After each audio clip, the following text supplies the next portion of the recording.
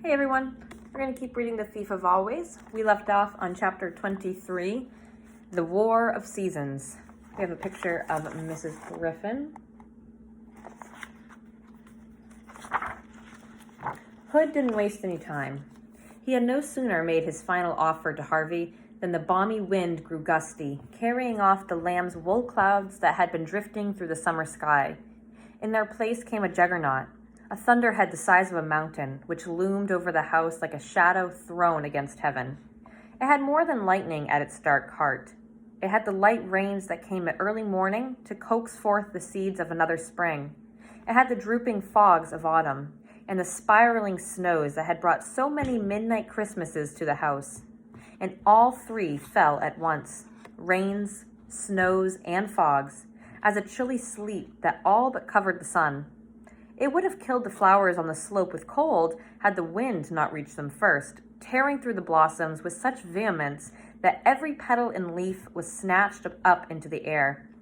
Standing between this fragrant tide and plummeting curtain of ice and cold, Harvey was barely able to stand upright, but he planted his feet wide apart and resisted every blast and buffet, determined not to take shelter. This spectacle might be the last thing he set eyes upon as a free spirit, indeed as a living spirit. He intended to enjoy it. It was a sight to behold, a battle the likes of which the planet had never seen. To his left, shafts of sunlight pierced the storm clouds in the name of summer, only to be smothered by autumn's fogs, while to his right, summer coaxed its legions out of bough and earth, then saw its buds murdered by winter's frost before they could show their colors.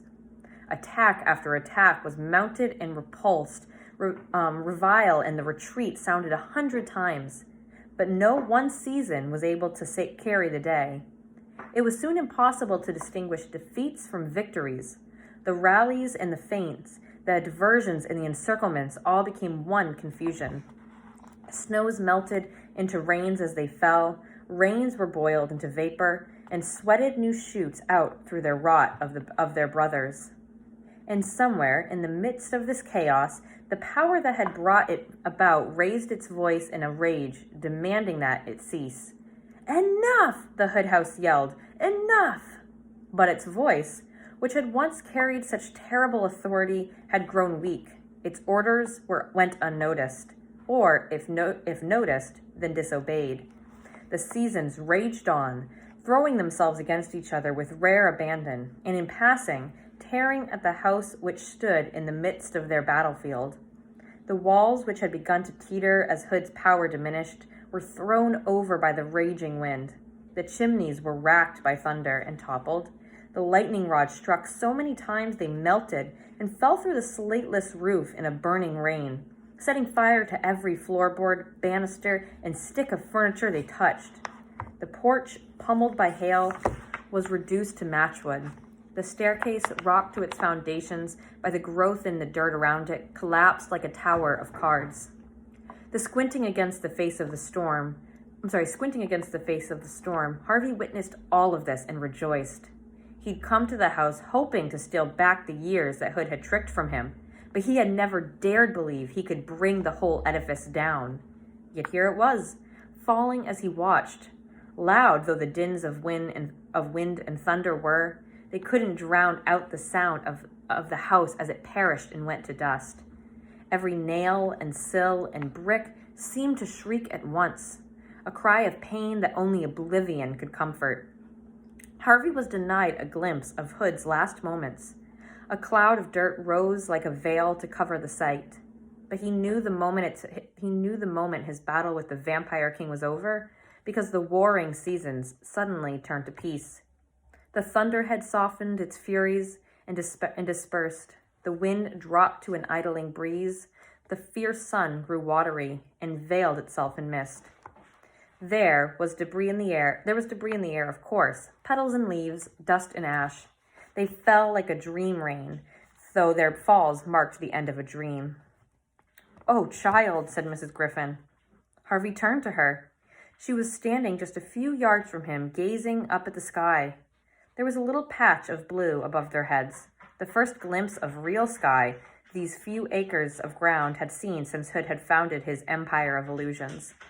But it was not the patch she was watching. It was a congregation of floating lights, the same that Harvey had seen Hood feeding upon in the attic, which had been freed by the collapse of the house. They were now moving in a steady stream toward the lake. "The children's souls," she said, her voice growing thinner as she spoke the word. "Beautiful." Her body was no longer solid, Harvey saw. She was fading away in front of him. "Oh no," he murmured. She took her eyes off the sky and stared down at her arms and the cat she was carrying in them. It too was growing insubstantial. "Look at us," Mrs. Griffin said with a smile upon her weary face. "It feels so wonderful." "But you're disappearing." "I've lingered here far too long, sweet boy," she said. There were tears glistening on her face, but they were tears of joy, not of sadness. "It's time to go." She kept stroking Stu Cat as they both faded from sight. "You are the brightest soul I ever met, Harvey Swick," she said. "Keep shining, won't you?" Harvey wished he had some more words to persuade her to stay a little while longer. But even if he had such words, he knew it would have been selfish to speak them. Mrs. Griffin had another life to go to, where every soul shone. "Goodbye, child," she said. "Wherever I go, I will speak of you with love." Then her ghostly form flickered out, leaving Harvey alone in the ruins. Chapter 24, A Fledgling Thief. Okay, we have Rictus there. I'm sorry if you can hear my cat in the background making noise. He was not alone for long. Mrs. Griffin and Stu Cat had no sooner vanished from sight than Harvey heard a voice calling his name. The air was still thick with dust, and he had to look hard for the speaker. But after a little time, he found her, stumbling toward him. "Lulu?" "Who else?" she said with a little laugh. The lake's dark water still soaked her from head to foot, but as it ran from her body and into the ground, the last traces of her silver scales went with it. When she opened her arms to him, they were human arms. "You're free," he said, running to her and hugging her hard. "I can't believe you're free." "We are all free," she said, and glanced back toward the lake. An extraordinary sight met his eyes. A procession of laughing children coming toward him through the mist. Those closest to him were all but returned to their human shape, those behind them still shaking off their fishiness step by step. "We should get out of here," Harvey said, looking toward the wall. "I don't think we'll have any trouble getting through the mist now." One of the children behind Lulu had spotted a box of clothes in the rubble of the house and announced his find to the rest, stumbled through the debris to find something to wear. Lulu left Harvey's side to join the search, but not before she planted a kiss on his cheek. "Don't expect one from me," said a voice out of the dust, and Wendell stepped into view, beaming from ear to ear. "What did you do, Harvey?" he wanted to know as he surveyed the chaos. "Pull the place down brick by brick?" "Something like that," said Harvey, unable to conceal his pride. There was a roaring sound from the direction of the lake. "What's that?" Harvey wanted to know. "The water's disappearing," Wendell said. Where to?" Wendell shrugged. "Who cares?" Eager to witness this, Harvey walked toward the lake and through the clouds of dirt in the air, saw that it indeed became a whirlpool, its once placid waters now a raging spiral. "What happened to Hood, by the way?" Wendell wanted to know. "He's gone," said Harvey, almost mesmerized by the sight of the vortex. "They're all gone. They've all gone." Even as the words left his lips, a voice said, "Not quite." He turned from the waters, and there in the rubble stood Rictus. His fine jacket was worn, and his face was white with dust. He looked like a clown, a laughing clown. "Now why would I take myself off?" he said. "We never said goodbye." Harvey stared at him with bafflement on his face. Hood was gone. So was his magic. How could Rictus have survived the disappearance of his master? "I know what you're thinking, said Rictus, reaching into his pocket. "You're wondering why I'm not dead and gone. Well, I'll tell you. I did some planning ahead. He drew a glass globe, which flickered as though it held a dozen candle flames, out of his pocket. I stole a little piece of the old man's magic, just in case he ever got tired of me and tried to put me out of my misery. He lifted the globe up to his leering face. I've got enough power here to keep me going for years and years, he said. Long enough to build a new house and take over where Hood left off. Oh, don't look so unhappy, kid. I got a place for you right here. He slapped his thigh.